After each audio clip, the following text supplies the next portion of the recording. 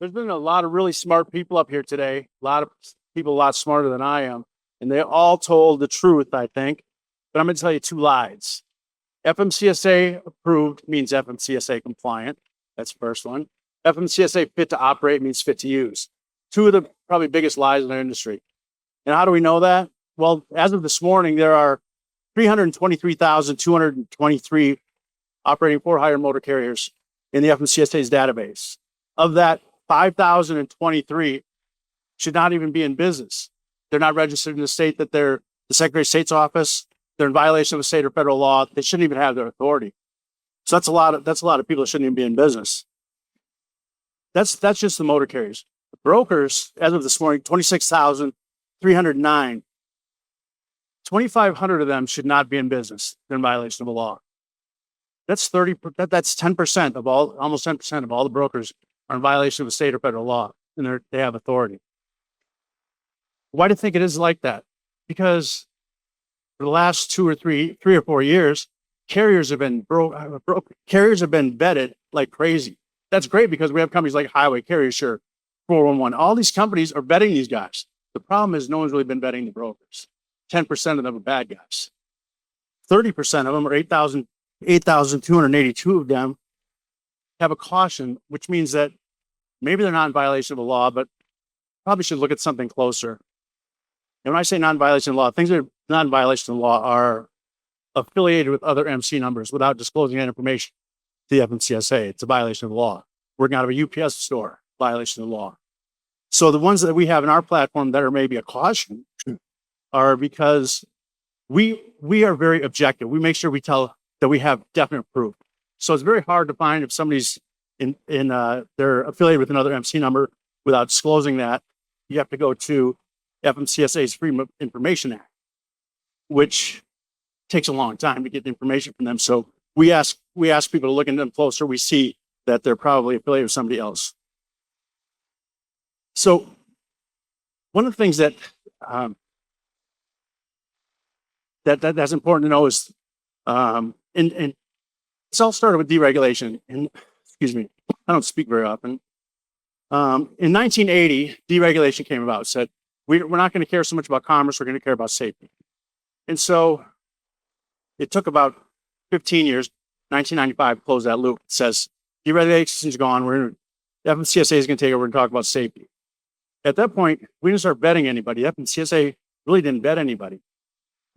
And they continued that for another 13 years until there was a motor vehicle accident involving a passenger carrier that killed some people in Sherman, Texas. So then Congress got involved and said, we need to do something about this. The person that was in charge of that carrier, that passenger carrier, was a chameleon carrier. They were never vetted. They'd gone out of business for a safety violation, and they kept doing business.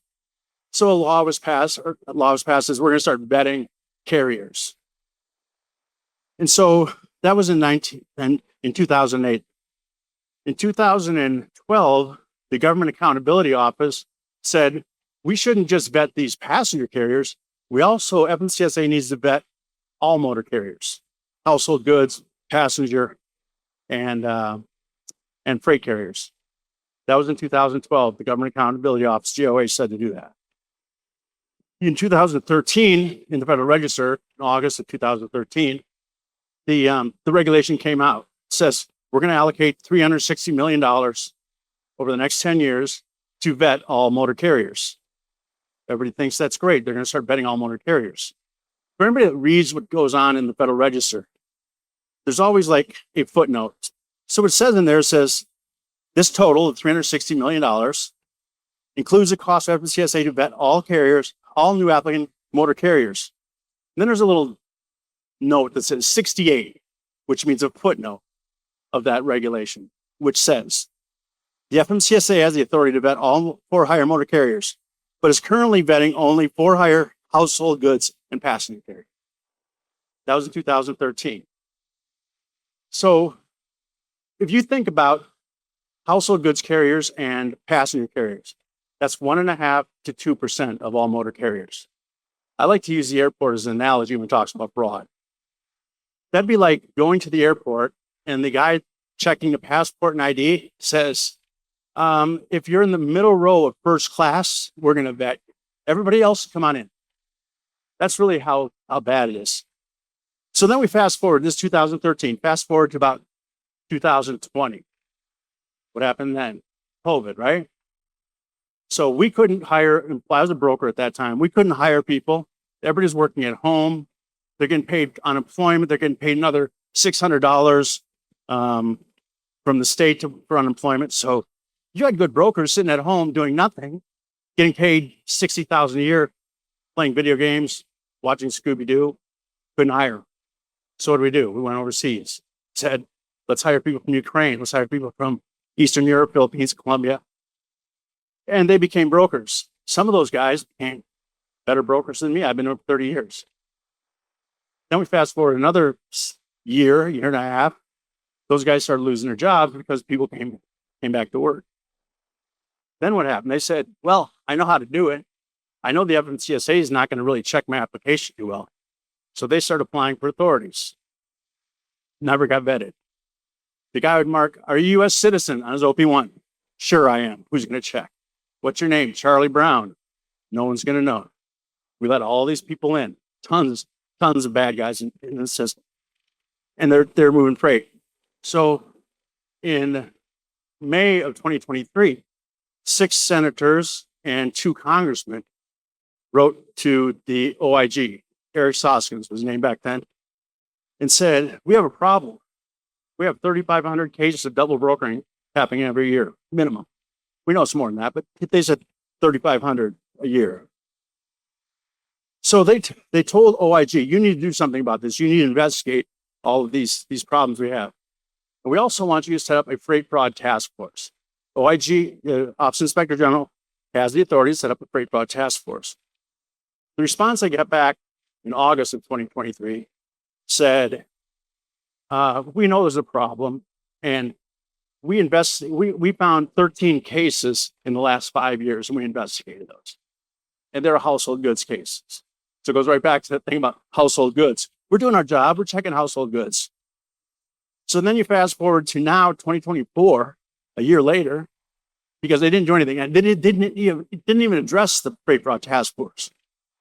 2024, Eleanor Norton, a representative from Washington, D.C., introduced a bill to Congress.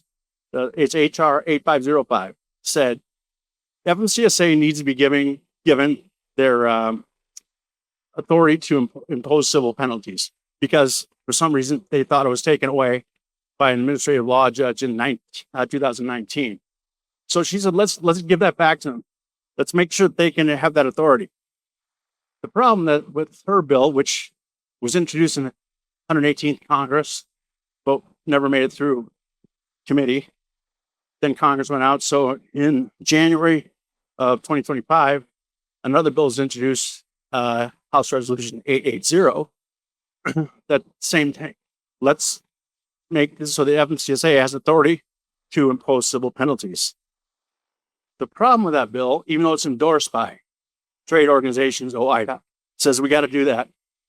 The bill is called the Household Goods Shippers Act or something like that. Again, they left the freight companies out of it.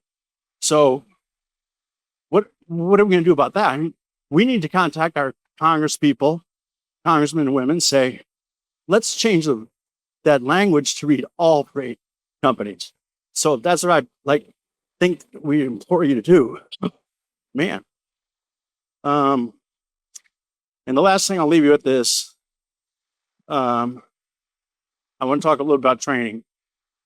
I think the way to stop fraud is by requiring, first of all, take registration out of FMCSA and put it in Transportation Security Administration, TSA, where it belongs, so that FMCSA can work on safety. The second thing is, I think that anyone with 5% or more ownership in a freight company should have a TWIC card before they apply for the authority. That means they have to apply in person. They have to put their fingerprints down. They have to fill out their application. They have to do facial recognition. They aren't going to come from another country to sign up to do it. So that's first. The problem that I have with that is I was talking to senior person at registration at FMCSA. And the question he asked me was, what's a quick card? Couldn't believe it. So what they did is, I've been talking about facial recognition for a long time. They introduced, have you heard about what they, IDEMIA facial recognition that the FMCSA introduced about 3 weeks ago, 4 weeks ago, it came out? The problem with that situation is every new applicant has to go through facial recognition. They have to check their ID against their face. The problem is we know who's buying the webcam, but we don't know who's buying the application that they're applying for. So what good has that done? Their second thing to do was we're going to offer two-factor authentication. Well, the problem is that just gave the bad guy another idea. When I buy that MC number that I'm going to buy, I need to ask them for their username and password for their the Gmail account. So when I get that 2-second authentication, I just type it in. So we've got to be real careful on what the FMCSA puts out there. The bad guys are way ahead of us. So what the other thing I would say that, I got 3 minutes, thank God. The other thing is that I think that the FMCSA's registration system is broken, and I think it should be privatized. Could you imagine they spent $360 million over 10 years, then last year allocated another $141 million for the new MODIS system, the new operating system? What if they gave, let's say, Highway or Descartes or CarrierShirt $360 million to build their system? That's taken them 11 years to build, and these guys have built something in 4. Imagine if they had $390 million. So that's what I would say. It's like, we privatize it, give it to somebody good. We give it, have a TWIC card, and get all the all that registration over to TSA where it belongs. And with that, I'm going to the happy hour.